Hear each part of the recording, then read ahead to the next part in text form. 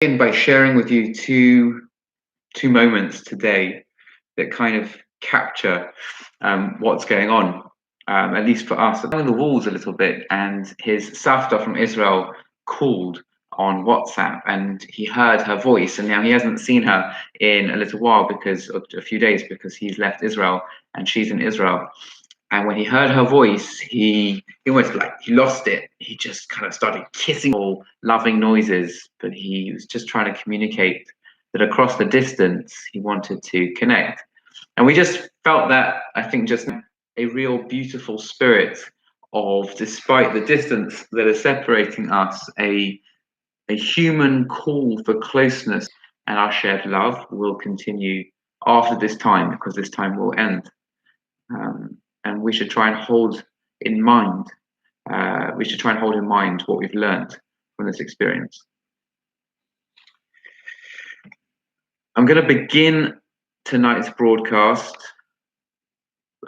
with some sad news, that there are two bereavements within our community today. And the first is David Kurash is mourning for his brother Spencer, who passed away from the coronavirus early this morning. For full details of the burial and Shiva will be announced, and we're going to have a virtual Shiva at this time, which is incredibly difficult for David and his family. We wish them a long life.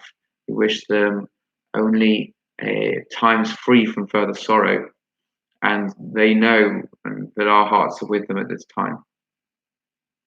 Also, Simon Brunett's mother, Ruth Senior, who was unwell for a number of months and has been in hospital since January. She passed away, sadly, also today. And our hearts and our thoughts with Simon and his family, with Simon, with Ruth, with Athira and Tamara, with all the family, that they should have a consolation at this time. And we're going to be connected to David. Anyone, I'm sure, who'd like to get in touch, ping an email, a WhatsApp. That sadness and that loss is really, really felt. In to help with the calls and contacting people who are isolated within the community. Something that we're doing, or their online deliveries, because we have more and more people who are either isolated owing to their age or pre-existing health conditions, or because they've caught the virus or come into contact with people with the virus and are now isolating. So as time progresses, we're going to have the ability to get a delivery slot, because the supermarkets are overwhelmed. So if you do have any way to add Barnett Cares at barnettsynagogue.org.uk, and that will enable us to help those in the community that are unable to shop at this time. Similarly, if you're going to be going to a pharmacy, some of our members also need help picking up their prescriptions. So again, if you are going to a pharmacy, please do let us know, and thank you so much in advance to all of those who are helping. We know what it's like at the moment to be reliant on other people, because the day after we arrived in London from Israel, my sister-in-law, Shoshana's sister, called us from Jerusalem to let us know that her family had all come down with symptoms of the coronavirus. And so we'd only seen them the day before.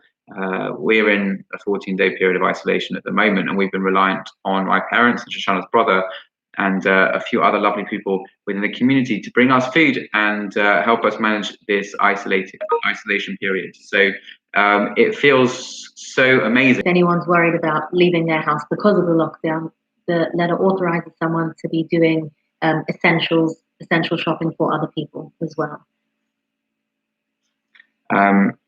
So upcoming programming for Barnett Shul tonight. It is too early to place off. Making Shabbos in quarantine, or making Shabbos with limited ingredients. So that's fantastic, and will be really fun and enjoyable. And that will be at 8:30 this evening. On Sunday at 3 p.m, there's Kids Corner, which is going to be a time for songs, for stories, and for doing some arts and crafts and pictures for those who, for members of the community who are in isolation. So anyone who wants to join Kids Corner at 3 p.m. on Sunday, please do join us. And then at 8:30 p.m. on Sunday, we have the first of a two-part. Stay tuned for that. Also, look out in your emails for the next timetable of programs for the coming week. And highlights hopefully will be some programming about Pesach preparation. So there'll be a program about Pesach cleaning made easy. I know that sounds maybe that sounds like an oxymoron, Pesach cleaning made easy, but that's really what we want to achieve. So that'll be one program. Another program will be about running a Seder under these conditions. So do look out for that.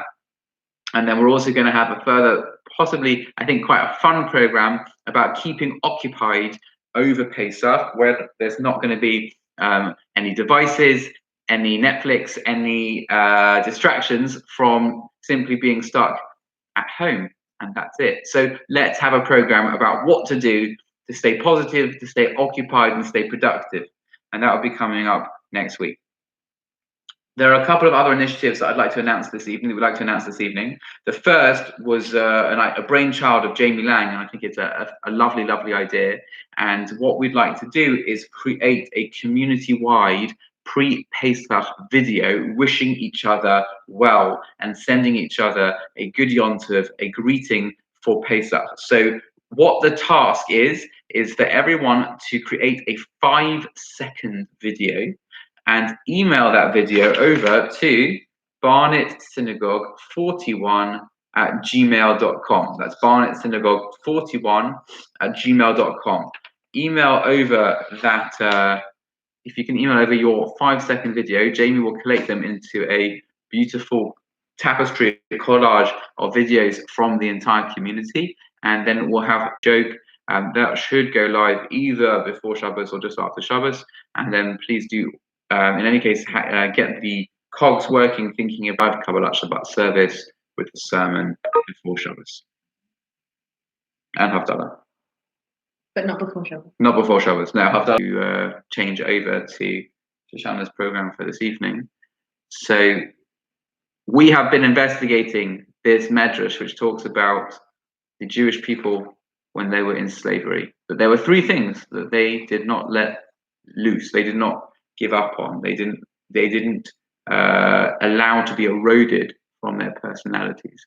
They didn't allow their names to change, their language, or their dress. There were certain 3 markers, 3 things that they would not give up on despite the most difficult of circumstances.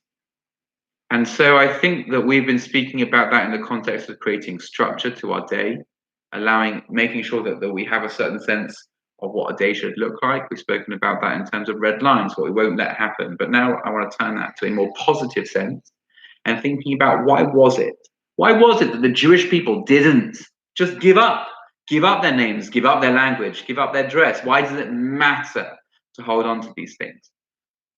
And I think an answer is there are certain aspects of ourselves that we cherish, and that are our key identity markers. They're the things that make us who we are. If I was to ask you, who are you? You might say 3 things. I'm a father, I'm a mother, I'm a spouse, I'm your profession, I'm a doctor, I'm a lawyer. Then you might say your prime hobby. I'm a golfer, I'm a runner, whatever it is. There are certain key identity markers which almost define our sense of self.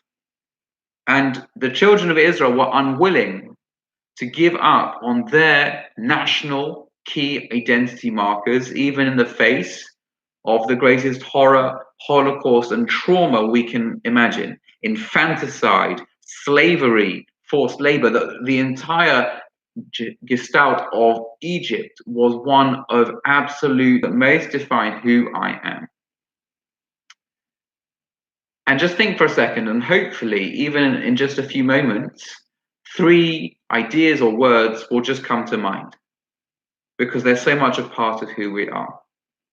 If I had to close my eyes now, I'd say father, husband, and Jew. Those would be my three, and not in a particular order because my wife's sitting here. Okay, fine, thank you very much.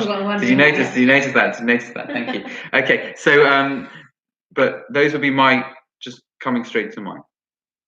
Now, if those are my three key identity markers, how am I going to make sure that I don't lose out on them?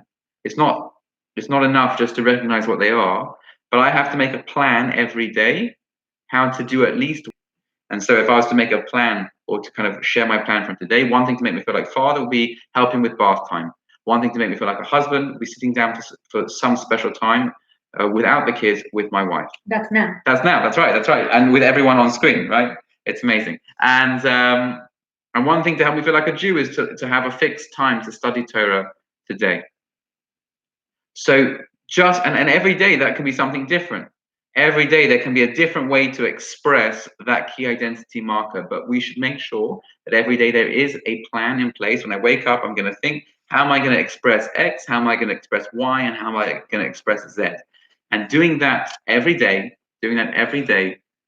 will help us retain our sense of self and celebrate the people that we choose to be. My bracha to us all is that we should come out from this time celebrating, singing, and cheering those identity markers, staying strong, staying safe. Good night.